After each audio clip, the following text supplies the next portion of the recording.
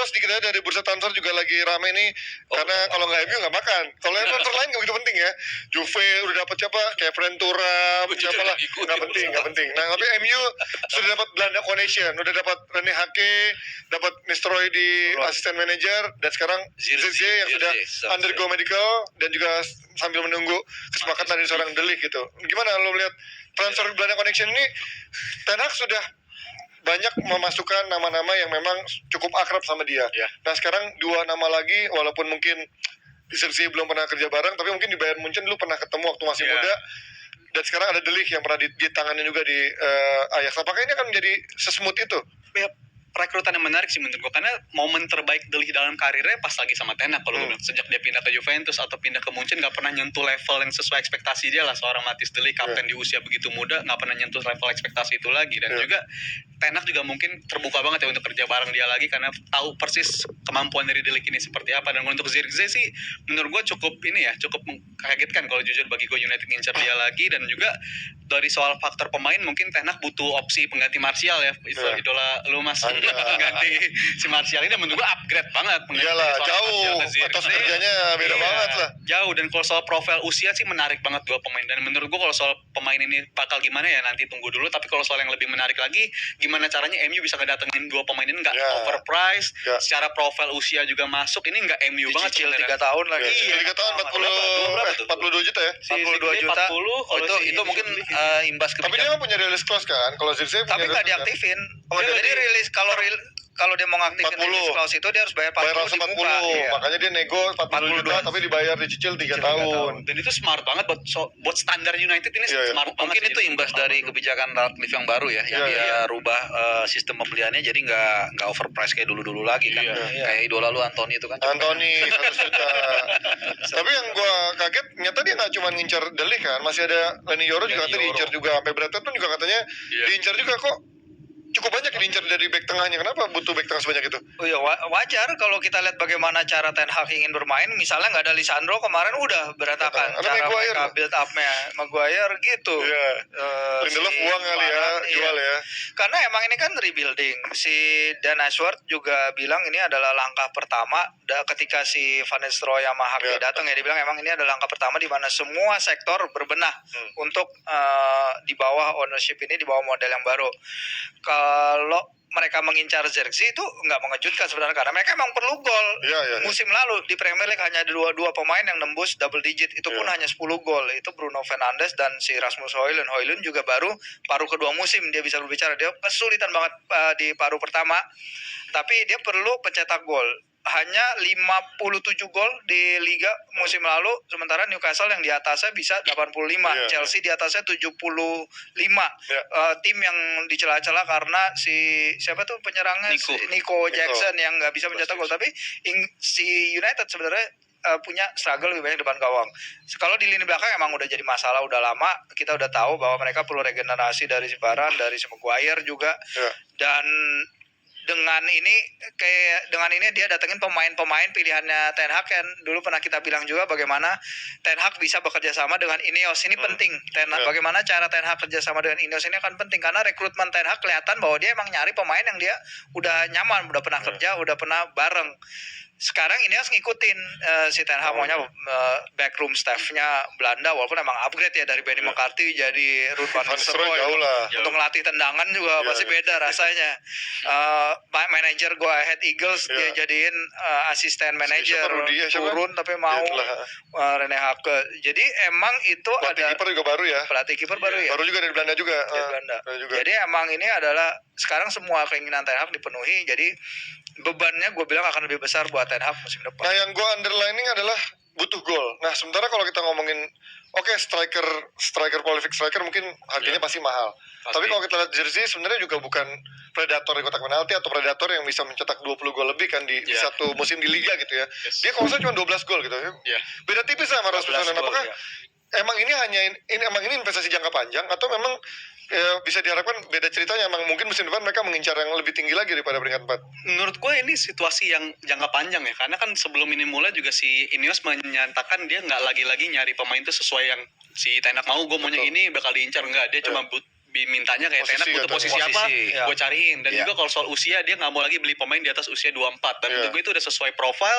Dan kalau ngomongin soal harga ini pinter menurut gue, signing 40 juta tuh pinter banget karena istilahnya apa ya, ceilingnya ya atau ceilingnya Iya, itu potensinya itu dibatasin bakal ya. bisa nyampe ke sana kalau dia Pagu. dilatih dengan cara yang tepat si Zirkzee ini. Karena bersama Bolonya pun juga penampilannya menurut gue musim lalu impresif sih sebenarnya. Kalau soal involvement nggak cuma dari segi gol doang, tapi dia emang tipe striker yang nyaman nerima bola ketika nggak situasi ngadep gawang doang, tapi ketika ngebelakangin gawang atau situasi build up dia nyaman untuk ngelakuin situasi itu gitu loh. Dan menurut gue ini salah satu striker yang potensinya hampir lengkap, bisa nguasain bola, bisa finishing, menurut gue dribble-nya pun juga bagus. Jadi ini kayak si Man United belajar bahwa membeli striker muda dari Serie A walaupun dia rada struggling di Serie A, maksudnya nggak seprolific itu, tapi bisa bonafit juga, repeat order jadi ya beli dari sana. Iya juga sih. Dia Højlund juga sebenarnya kan nggak setajam itu pada Bahkan musim. Dia cadangan. cuma satu Di musim Atlanta di juga cadangan Atalanta, gitu kan. tapi dia ngerti karakter bermainnya, cara mereka melihat permainan mungkin yang lebih penting bagi Højlund Ten kemarin Hag. di Euro sih Madesu sih gue. Madesu gue musim depan, maksudnya musim depan nih. Kalau mungkin 3 tahun lagi mungkin Højlund bisa jadi barang jadi nih gitu. Emang main lihat di Euro Madesu sih. Sama Sesko beda tipis lah ini. Benar. Ya tapi kalau ini ngelihat dari target jangka panjang ini menurut gue masih ada satu posisi yang butuh banget tuh untuk gaya mainnya. Kalau memang orang pengen kayak lihat gaya mainnya dia Ten Hag di Ajax ya, yaitu DMF ball carrier, yaitu yang mungkin ada dalam sosok Frenkie de Jong. Nah, pasnya Frenkie de Jong kayaknya susah untuk keluar dari Barcelona, termasuk harganya juga menurut gue cukup jauh dari gajinya pun sangat besar. Nama Ugarte menurut lo cocok nggak untuk MU? Karena ini pemain dibilang satu wonderkid dengan rate tinggi waktu di Sporting Lisbon, tapi di PSG dia hilang gitu aja. Menurut lo bagus nggak? Bahkan nama dia udah nggak diperhitungkan sama si Luis Enrique dari bulan Oktober atau November. Iya, di Dia PSG. udah nggak lagi masuk di pilihan dia, nggak masuk di line up lagi, dan juga itu sesuai sama performa dia juga sih. Yang faktor penting bagi MU musim depan adalah pakem ini lo mau mainnya reactive football atau possession based iya. football.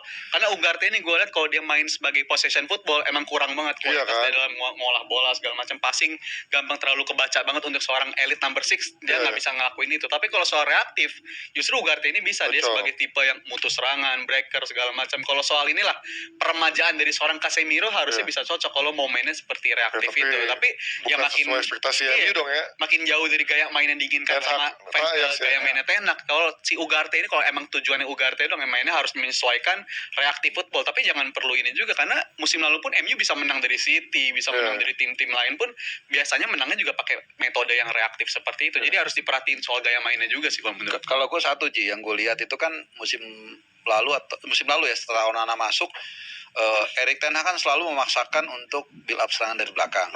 Onana udah terbiasa memang kan dari di Inter Milan, tapi kita lihat sistem para pemain yang lainnya kan gak terbiasa. Iya. Nah, apakah dia masih nanti ngotot masih menampilkan seperti ini? Kalaupun iya, sebenarnya saat yang tepat sekarang, karena lu ada waktu yang banyak nih sekarang, pemain yang baru. Sekarang kalau De Ligt jadi masuk udah akhirnya kenal semua nih harusnya. De Ligt, Martinez, Onana udah gayanya Ajax harusnya ngerti ya. Nah, dan kan musim lalu kan banyak banget tuh kan kehilangan bola ketika bilap kan, Iya. macam-macam lah. Iya. Nah, karena apa? Mereka sistem bilap itu bagus, tapi ini bukan City yang lu udah dibangun bertahun-tahun gitu. Iya. Jadi kalau menurut gua musim lalu dia agak lumayan beruntung dengan mencoba metode itu, tapi dia selamat, artinya MU masih dapat trofi, kemudian juga kontrak juga aman, dikasih keleluasaan. Nah, ini saat yang tepat lu untuk menebalkan lagi lah proses itu. Karena kalau enggak lu titik ini akan menjadi kelemahan seperti musim lalu lagi gitu. Nah, ngomongin soal kelemahan, mungkin di Arsenal juga ada titik lemah, yaitu seorang Gabriel yang katanya masih suka blunder, walaupun menurut gue ini partnership yang sama Saliba sudah jalan cukup bagus musim lalu ya. Dan hadirnya Calafiori, seberapa upgrade menurut lo Calafiori? Kalau Calafiori datang sih mantap. Berarti Gabriel otomatis cadangannya Calafiori? Calafiori kan Bisa di bek kiri juga. Dan gue rasa Sisi kiri. oke lah, emang Gabriel Saliba itu lebih solid lah ya. Kalau kita lihat kan main fantasi kayak kita kan. Saliba tuh kalau nggak salah nggak dimainin sedetik pun deh kalau nggak salah ya. Musim lalu ya. Ya kan? Satu detik pun nggak dimainin. Jadi itu udah Saliba bukan isu. penting Artinya kalau lu punya partner yang oke lah, katakanlah di bawah sedikit daripada yang utama, menurut gua nggak terlalu isu. Oke, Gabriel ada 1, 2, 3 kali kemampuan. Tapi yang paling utama nih kiri nggak pernah dapat sepanjang musim. Sebenarnya awal Timber tuh sangat menjanjikan banget kan, tapi tiba-tiba kan cedera kan lawan City kalau nggak salah di awal Piala Super itu. Pertandingan Wah, ini gue bilang sayang banget nih. Abis itu nggak pernah jelas tuh. Kadang-kadang si Kiwil, kadang-kadang si Zenko, kadang-kadang si Tomiyasu ditaruh di kiri. Nah, kalau Calafiori Calafiori di Calamari. Dan itu satu-satunya gue kan juga fans Roma kan. Paling gue kesel ketika Mourinho buang dia. Iya. Gue tahu nih pemain bagus gitu walaupun belum mateng. Cuman lo kok dibuang? Terus ternyata jadi kan bagus dan dia bisa banyak kayak Van Bronckhorst lah. Iya. Bisa di DM, bisa di kiri segala macam. Jadi kalau dia tapi ini kan belum firm ya. Belum. Nah, kalau firm sih Cuman udah deket sih ya. Karena gue yakin banget. no nih. issue sih kayaknya. Gue yakin banget kalau itu sampai firm Arsenal berat juara. Berat mungkin Berat juara. Ya, tetap berat juga kan nggak gampang juara. Emang gampang. Ya pokoknya selama ada Pep Guardiola itu tidak ada yang jadi juara. Tetap Walaupun berat. mungkin bisa mencolong juara hanya satu kali tapi nggak bisa dominan ya. Kita sekarang bisa. kalau lu gimana ngelihatnya dari Calafiori ke Arsenal ini apakah menjadi sesuatu yang bisa mengisi Arsenal apa menurut lu masih banyak kekurangan dari Arsenal? Gue sepakat sama Bung Harpa sih soal urgensi soal yang diganti itu lebih ke back kiri karena Calafiori lebih nyaman ke sana dan juga nggak ada jaminan Timber bisa main sekualitasnya bisa sama kayak pas kita lihat di awal ke waktu itu karena cedera panjang ya. iya cederanya ACL juga karena cedera ACL tuh biasanya pemain udah nggak lagi diri yang sama lagi jadi menurut gue Calafiori ini si back yang bisa tampil sebagai back kiri nggak ada urgensi untuk ganti si Gabriel juga lah karena proven banget duet dia sama si Saliba ini karena melengkapi aja walaupun Gabriel banyak blunder tapi selama ada Saliba di samping dia bukan holding lagi itu bisa ngangkat kualitas Arsenal dan menurut gue itu yang seharusnya bisa dilakuin upgrade sisi kiri maupun Zinchenko atau Kiwior bukan kualitasnya bisa ngebawa Arsenal juara harusnya Calafiori atau Timber Emang kalau duetnya cocok pas enak ya. iya Nyambung ya. jadinya Nah, goals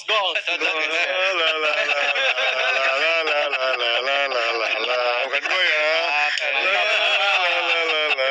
Gimana Fir kalau dari statistik secara Calafiori apa yang bisa diedit buat Arsenal? Enggak, yang didiskusi nego ya sebenarnya kan masih dalam proses nego sekarang. Tapi murah ya perbedaan sebenarnya untuk pemain bagus gini 50 si Bolonya mau 50 si Arsenal maunya 40 tapi kan ini tipis karena mereka pingin ningkatin margin lagi Ambil tengah. karena benar 45. dikit lagi karena sebenarnya mereka juga ada 40% release clause ke Basel. Iya. Jadi Zirkzee juga sebenarnya 42 juta itu Ya, setengahnya ke Bayern Munchen. Jadi betul. Bologna dalam situasi suwe ini udah ditinggal Mota, Calafiori Zirkzee. yang tadinya juga katanya kayaknya mau dijual ke Juve tapi ternyata ya Karsani tapi Iya. hanya dapat 50% dan 50% dari Zirkzee. Iya. Masalah di situ. Gua nggak terlalu banyak lihat Calafiori di Serie A dan Serie A keseluruhan sebenarnya musim lalu tapi kalau lihat di Atletik Euro. dia dipilih sebagai hipster 11. Wih. Jadi emang dia menarik perhatian segitunya. Sementara di Euro ya kita tahu terlepas dari tim Italia yang kesulitan dan gol bunuh diri dia, tapi kontribusi bertahan dia juga ada dan yang pasti kayaknya kalau lihat dari permainan-permainan di Euro dia akan upgrade dari si Kiwior dan strength in depth itu kan emang yang dicari si Arteta ya. Dia kan melihat di timnya nyari dia ingin membangun tim yang bisa melengkapi bermain di berbagai kompetisi. Iya. Dan ini yang kehadiran Calafiori itu apakah dia akan jadi starter atau enggak akan sangat berguna lagi kan Gabriel juga baru 21 tahun kan masih muda kan. Jadi emang konsistensi selalu jadi masalah bagi pemain-pemain muda dan kalau datang sih pasti hanya akan menambah kekuatan timnya sih. Ya, kita nanti dengan transfer ini apakah segera terwujud De Ligt ke MU dan juga Calafiori ke Arsenal apakah benar-benar terwujud atau ternyata ada mungkin klub lain yang mungkin menikung di last minute di negosiasi mereka yang mungkin sudah hampir rampung ya. Kita akan udah selesai ya. Ini selesai karena udah weekend, waktunya kita udahan dulu. Terima kasih sudah menyaksikan Jebret Tim semua dan juga terima kasih buat Firzi, terima kasih buat Rijal, terima kasih juga buat Bung Harpa dan jangan lupa juga saksikan konten Super Sub di YouTube channelnya Super Soccer untuk membahas pemain-pemain penting Super Sub di Euro kemarin. Jangan lupa YouTube channelnya Super Soccer. Akhir kata saya Panji Suryono.